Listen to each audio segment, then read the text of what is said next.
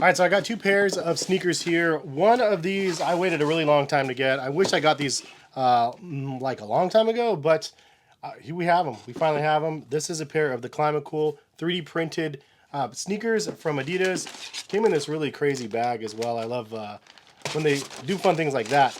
But I tried these out, and immediately I was like, this is a super fire concept, but there's one inherently, obvious problem when you get these in hand and then most importantly on feet. It's really hard to get on your feet. Like, at least for myself, I struggled to stretch this out and actually get this on. So that's why I have the second pair here, because this is the Climacool laced. And so I wanted to show you guys kind of both of them. This one came with a cool bag as well. Retail was 160 on these, I think 140 on these, or maybe it was 160 on both. I honestly don't remember. I'll link them in the description if I can find any of them available online. I know Foot Locker had some sizes of these where I actually got this pair from. And then I did have these available on Adidas side. And actually, if you guys follow me over on Twitter, like, I posted these when Adidas had a code. It was actually part of the sale. So I got these for 120 instead of 160, which is a fantastic deal, especially when they're brand new. So there were only smaller sizes left after I bought this in my 9.5, but I was happy that I was able to get them. Hopefully you guys were as well.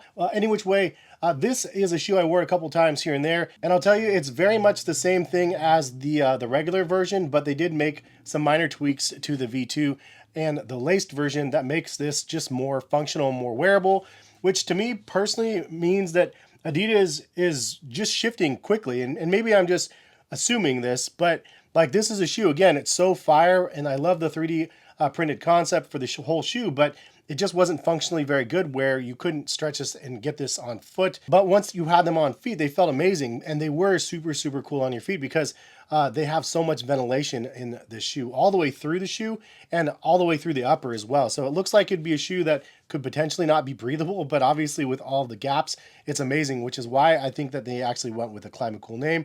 I think the naming convention is always interesting because they've had a bunch of different things called Climacool in the past, and they just went with Climacool with this one. They didn't say 3D printed shoe, 4D technology, anything of the sort. It's just Climacool. So I'm not mad at that. It's just something that's kind of not the most obvious when you've been in the Adidas wheelhouse for a handful of years and you've seen the Climacool this, that, and the next. But it is a very fitting name for the product. Now, one thing I do want to point out is the 3D printed material in here. It's like some of them are different densities almost. Like, it's really crazy how they ended up creating this. So just a quick overview of the shoe, because there is a couple different things about this that are noteworthy. One, you do have some reinforcement across the toe part of the shoe. So this is like solid across the toe section, and then also like through this middle line.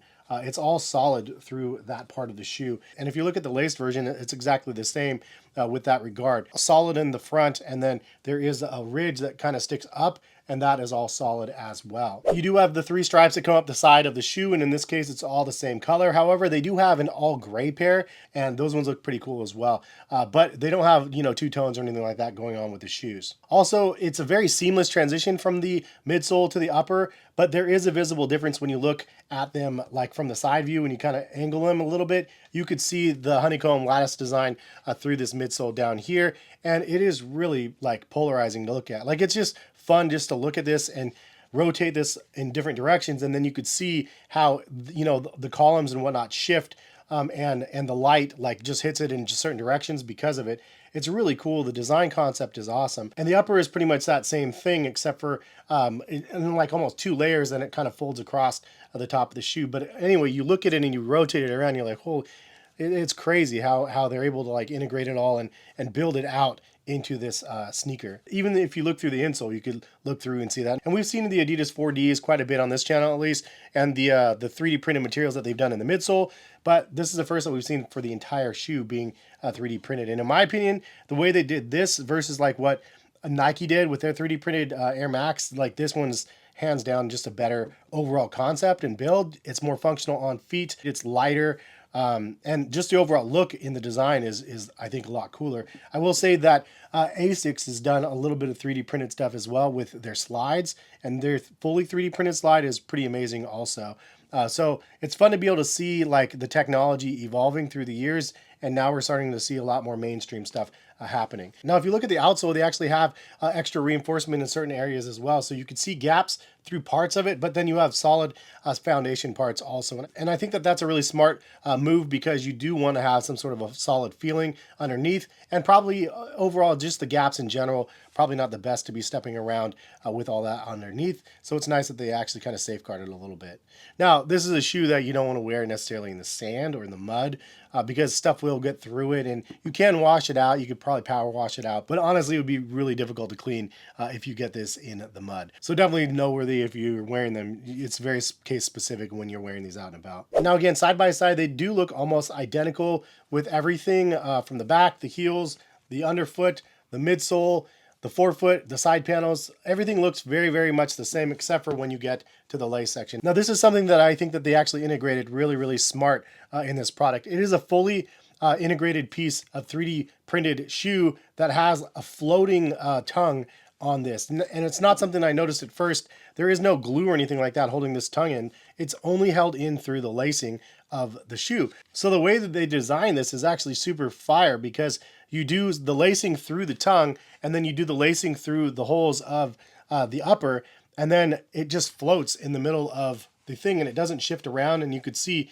you can pull up on the tongue a little bit, but it really holds its place very well and is very, very functional when you're wearing them. I mean, whoever upgraded this shoe and designed it with this tongue deserves a raise, because not only is it completely functional the way that they actually have this integrated, it looks cool. And then once you find out and see that it's actually just floating here, you can actually take it off if you really wanted to.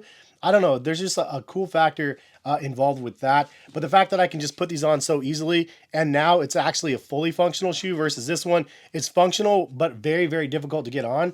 Now this one is just like a regular pair of sneakers, more or less. You put them on and you get up and go. And I'll tell you, as for comfort, let's transition to that. It's pretty darn impressive. Like, you have a really comfortable pair of sneakers that has a very interesting build. Like, you can feel the cushioning in this midsole, because there is some give to this 3D printed midsole. It's definitely soft when you're walking around. It's not crazy hyper soft or anything like that, comparison to a lot of the super foams and stuff out there, but it's very soft and very, very functional to be able to wear. Also, I do like that you have an extra little build out here inside of the ankle, and the overall padding and stuff. Like, you don't need any crazy padding with the rubberized material. It feels good on feet. I was wearing fairly low cut socks, but overall, I'm just really impressed with Adidas is able to develop and make functionally and turn it into just some of the craziest looking footwear. Like, I wore these to pick up my son from Damian Lillard basketball camp, and like a lot of kids were just looking at him and even asking me, like, what the heck are those things? I've never seen those before, because they're polarizing. It's such a crazy fun view of a sneaker. It's almost like the same feeling that I have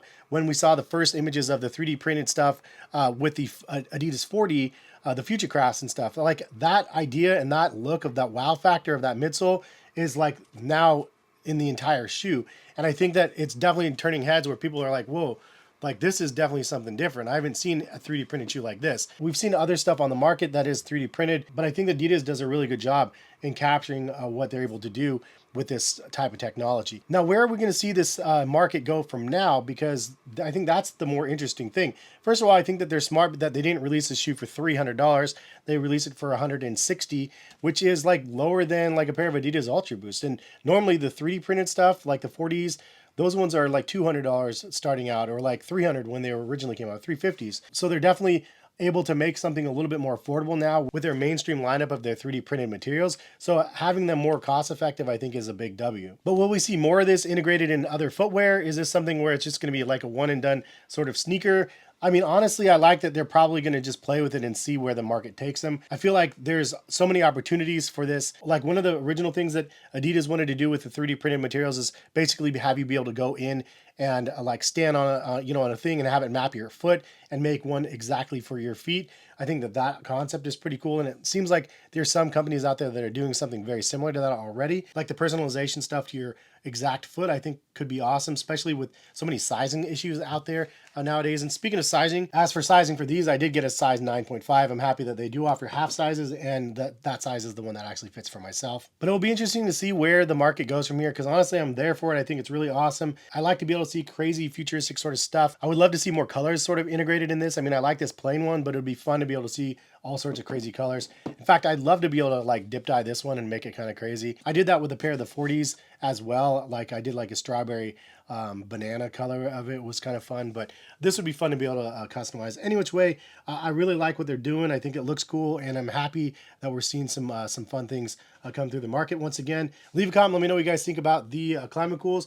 I think that the laced version is perfect with the tongue. It makes it fully functional. This, I think, looks really cool, but it just wasn't as functional. And something about a tongue, just a regular tongue, I just really prefer on footwear. So it's smart that they actually integrated it the way that they did. And the way that they actually leveraged the tongue to make it so it's like not even attached is awesome as well. But I'll try to link them in the description if I can find them for you guys. Subscribe to the channel if you guys are new to it, and hopefully we'll see you back on the channel for some more sneaker content. All right, peace, guys.